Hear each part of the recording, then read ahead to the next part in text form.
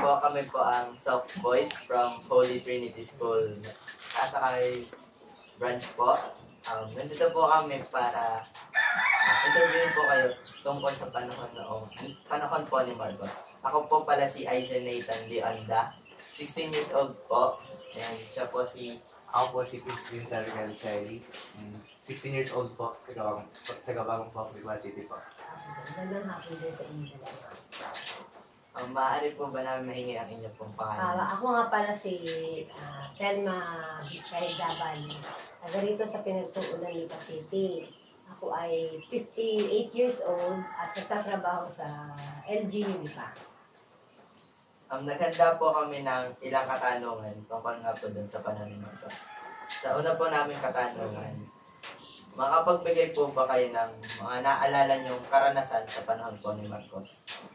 Noong panahon ni Marcos, noong panahon ni Pangulong Marcos, noong panahon ng martial law, ako naman noon ay parang bata pa din, elementary pa hanggang. Kasi sa tagal nga niyang naging presidente, hanggang sa naging college ako, presidente na pa siya. Ang naalala ko lang kasi noon yung mga maraming rally, maraming mga nababalitaan ng ang mga militar ay nagiging abusado. At saka noon ay parang tingin ko noon panahon parang mahirap din ang mga Pilipino eh. Kasi noon ang mga Pilipino ay sumasahod, pumipila para sumahod ng bigas. Basta parang mahirap din. Mahirap noon panahon ng mga Pilipino.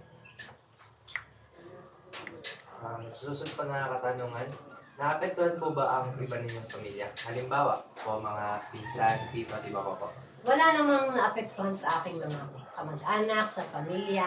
Kaya lang yun ngayong nababalitaan namin na sa ibang mga lugar, ibang mga tao yung mga nababalitaan namin na abuso o naapektuhan ng panahon ni Marcos.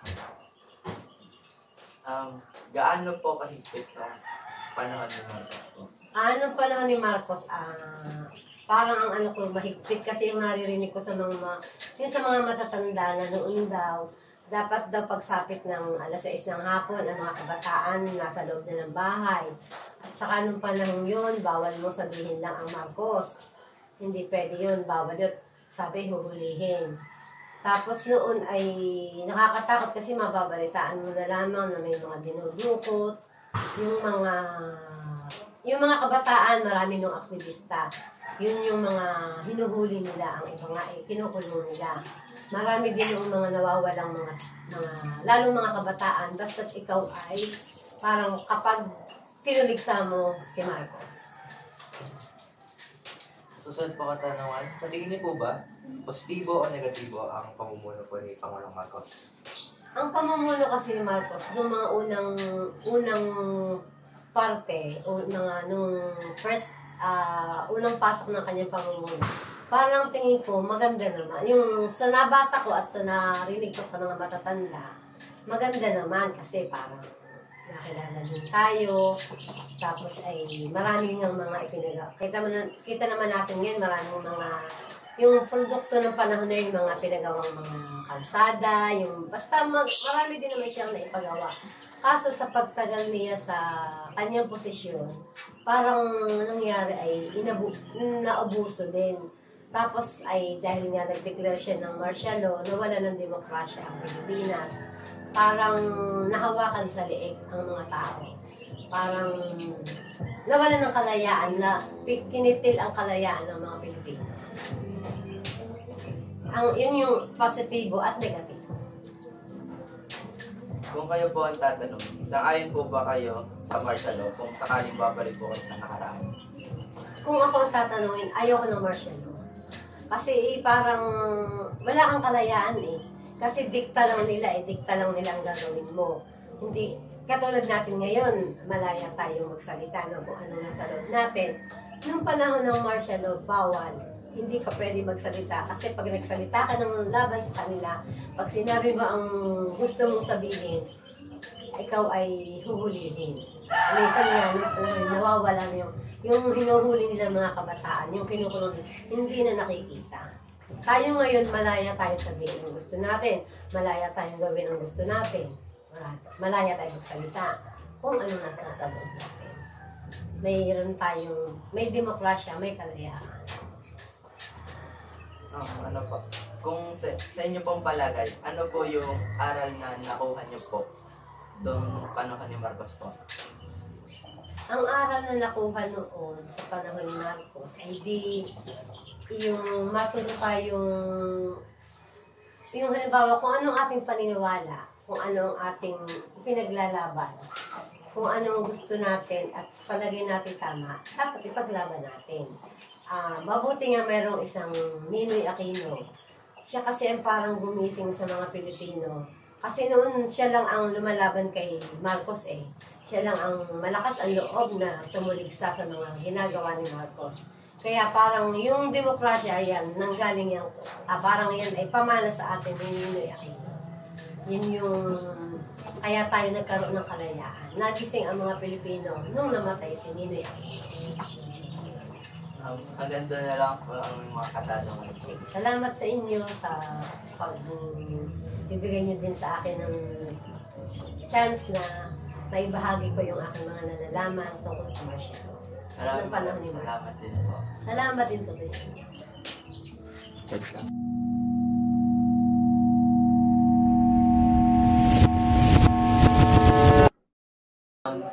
Good day po. Kami po ang SAC Boys po from Holy Trinity School, Matasakay Branch po. Ako po si Aizen Nathan D. Onda, 16 years old po. Galing po ako sa San Salvador de Pasig po. And siya po si...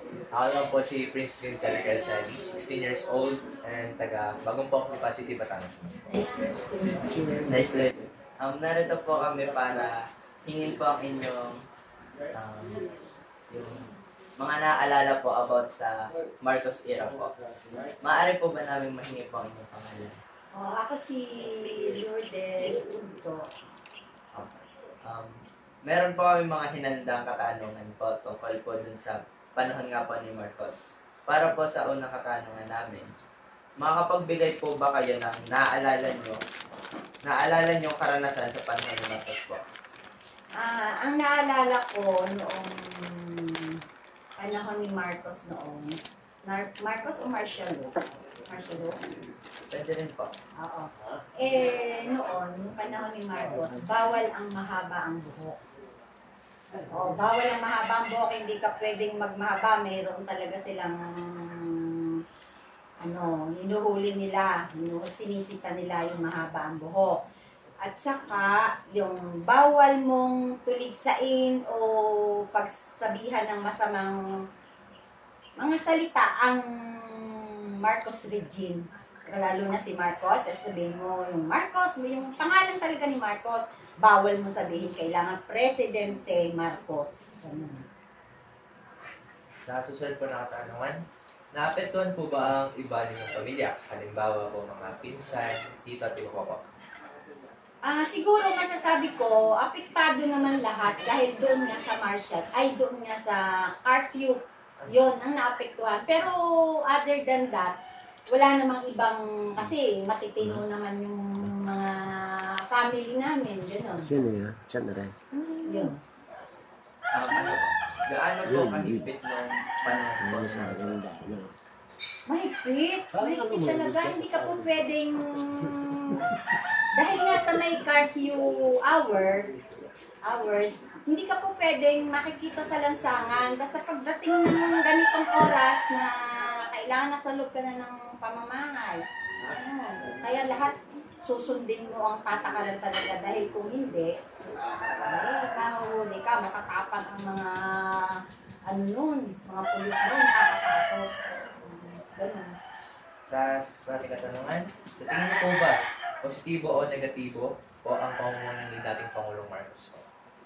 Pero kung i-rate ko yung ngayon at saka noon, parang neutral kasi. Diba? Dahil kung hindi ka naman maghihigpit, gagawin naman ng mga tao ang ano.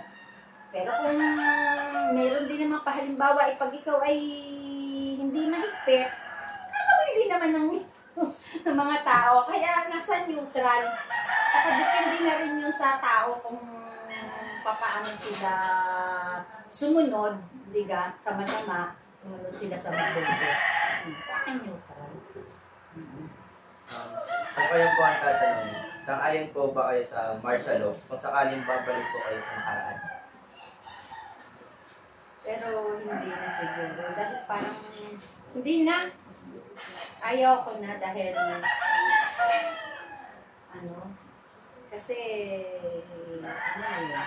parang mas malala yung may martial law.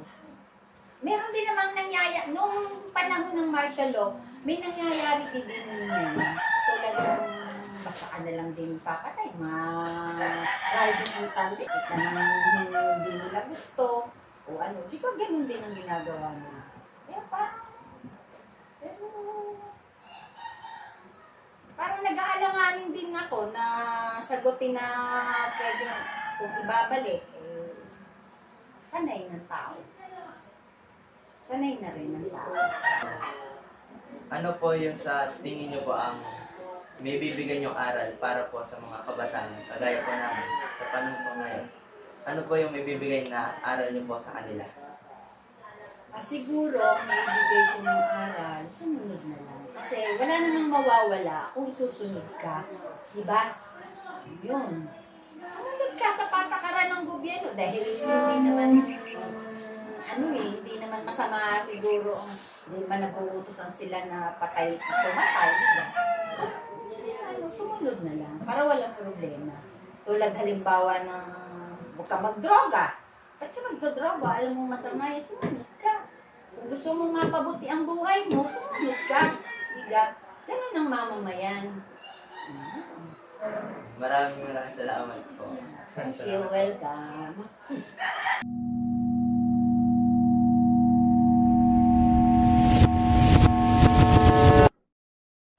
Ako po si Aizen Nathan Leonda mula sa Holy Trinity School, Mataas sa Kahoy Branch. Narito po ako upang hingi ng inyong kaalaman tungkol sa panahon ni Marcos. Bago ko po simulan, maaari ko po bang mahingi inyong pangalan? Ako po si Ginang Rosita Bibilia, taga rito sa San Salvador, Lita City. Para po sa unang katanungan, makakapagbigay po ba kayo ng naalala niyong karanasan sa panahon ng Marcos? Noong panahon ng Marcos, ay merong curfew. Pagtungtong ng alas 10 ng gabi, lahat ng mga sasakyan, mga bata, mga tao, ay hindi na pwedeng lumabas. At nung panahon ding ayon, ay mahirap ang buhay. Noon naranasan namin ang magkisa ng saging, maisasama sa bigas para lamang maidoktong sa magustuhan ng pagkain. Napakahirap ang buhay noon. Para po sa sunod na katanungan, naapektuhan po ba ang iba niyong pamilya? Halimbawa po, pinsan, tito, at iba pa?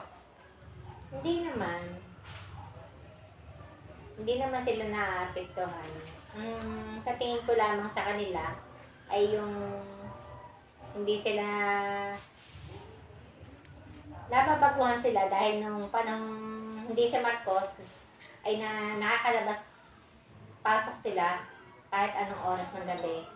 Pero nung panahon naman ng si Marcos, hindi na sila makalabas dahil bawal nga eh. Gaano po kahigpit noong panahon ni Marcos? Noon ay mahigpit dahil bawal nga lumabas, lalo na mga kabataan, hindi nila pinapayagang makalabas pagtungtong ng alas 10. Ayun ang kahigpitan ng kay Marcos. Sa tingin niyo po ba, positibo o negatibo ang pamumuno ni Marcos? Sa tingin ko naman ay ayos ang palakad niya dahil para sa akin yung kabataan ay hindi dapat lamang sa ginawa ni Marcos na curfew ay dapat lamang para hindi mapahamak ang mga kabataan. Kung kayo po ang tatanungin, sang-ayon po ba kayo sa martial law kung sakaling babalik po kayo sa nakaraan? Kung akong tatanungin, ako payag na ibalik ang martial law. Dahil ang mga bata, madami sa kabataan ngayon, ang sa tingin ko, mayroong mga batang hindi nasunod sa kanilang magulang, bihira lamang ang nasunod sa kanilang mga magulang. Na nakakaalis sila ng kahit nga hindi alam ng magulang, nataka sila. Ay samantalang nung panahong walang ganyan, ano lamang, hindi pwede. Para po sa huling katanungan, ano po may bibigyan niyong aral para po sa mga kabataan ngayon? Para sa akin, ang mga kabataan ngayon ay matutong sumunod sa mga magulang. Dahil ang mga kabataan ay yan ang mag-aahon sa kahirapan sa isang katulad ng isang mga magulang. Dahil nung panahon noon ay napakahirap ng buhay. Bihira ang nakakatapos sa hirap ng buhay. Kaya mga kabataan, dapat kayo ay matutong sumunod sa magulang at pilitin yung kayo makatapos para di sa inyong kinabukasan. Maraming salamat po.